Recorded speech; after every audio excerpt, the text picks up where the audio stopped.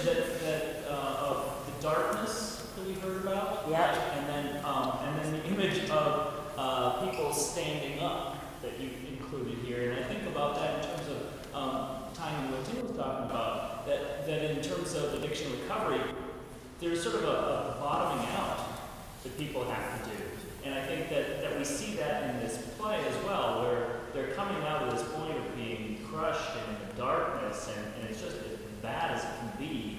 And then somehow out of that place, there's this rising up that then a turning that happens, a rising up.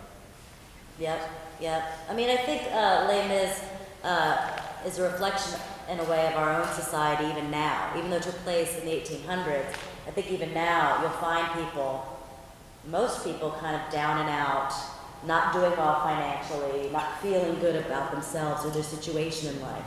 And what is it going to take for them to finally be like, you know what, I'm tired of this. What can I do to change it?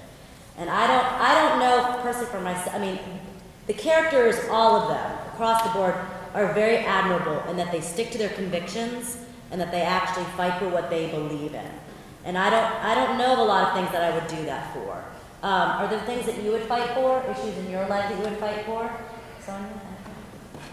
Anything at all? Anything that's not too personal? I think for individuals that you care about, if some Absolutely. injustice has been done, Yeah. to really stand up for them and to advocate. Yep, I agree. Other causes that you think you would fight for? And I actually want to say though, I mean, what I like about Jean Valjean is that he actually isn't that good about his convictions. I mean, like, the bishop takes him in, Yeah. and he steals from him. Right. The bishop gives another chance. In the book, then he goes on to steal again. Right. And then Yeah. he almost lets the other man be in prison for him, but then changes his mind kind of at the last minute. Right. I mean, so I feel like that's just a very human. Exactly. Like, That's he has these beautiful. convictions, but actually living them up to them is really, really hard. Yeah, I agree. I mean, I think that's what's so beautiful about looking at characters. Like, this is totally off topic, but this is what I do. So Jeb Bartlett in The West Wing, yes? All right. So, love this show. He is the perfect president, but he's so flawed, yes? He's so flawed. But that's what makes him beautiful. Yeah, right there, Jack. We were seeing. That's why I love watching characters, is that they're human. Like, Valjean is human, yes? I mean, we don't see the whole storyline, or else we'd be in the theater for at least 20 hours. But, I mean, it's great to see, like, he's flawed, yes? And he does have that whole, like, before the trial comes for this other man that's going to be convicted, he's like, oh, I don't know if I should go. I don't know if I go. I'm like, I'm enjoying my life, I'm rich. But he was like, no, I have to go. I have to do this. So, I mean, that does speak, volumes about his character. And I think, Javert, played by Riley Peterson, I think Javert's given like a hard time. I mean, he just thinks what he's doing is right. It is right, but is it too much? And then you come back to the age-old question of, justice versus mercy.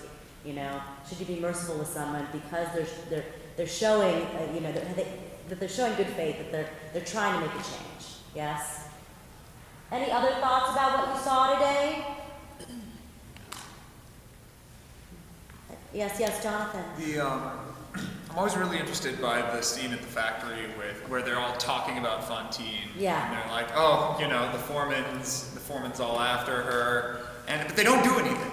I mean, not like they really can. Right. They're not in power.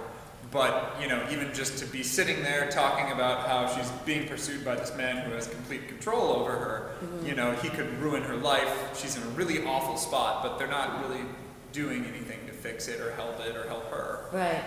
I always wonder about the dynamic there. Yeah.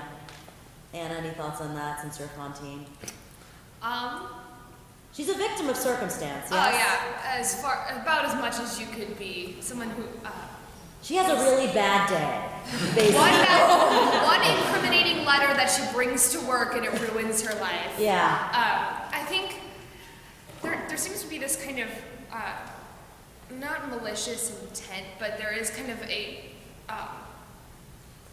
that like tension between I think Fantine and some of the other factory workers, because she's like the virtuous Fantine and she's kind of, I think, the uptight pussy girl no one really likes, because they're like, she's high and mighty. whether that's intentional or no from her, I don't know. I mean, things change so quickly for her, but I think that drives the lack of camaraderie between her and the other girls. Right.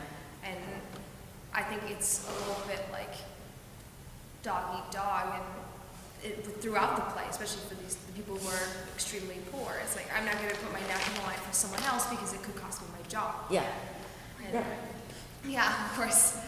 Or your life. So it just shows that, everyone's for themselves in this play until, we get the students who are selflessly stepping up to the barricade. Yeah. And even that we see, they stand alone for now. Yeah. But eventually, Yeah. Yeah. the chain will be broken. Yeah. The chain. That's right. The chain will be broken. That's beautiful. I think we'll end there with that beautiful image. Is there any questions, or I hope you all come to see it.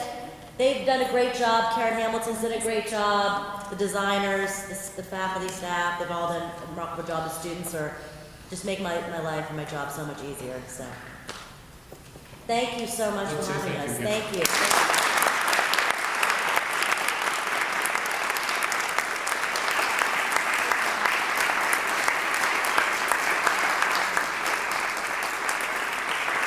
We're invited to continue the conversation around some refreshments and cookies over there on the way out.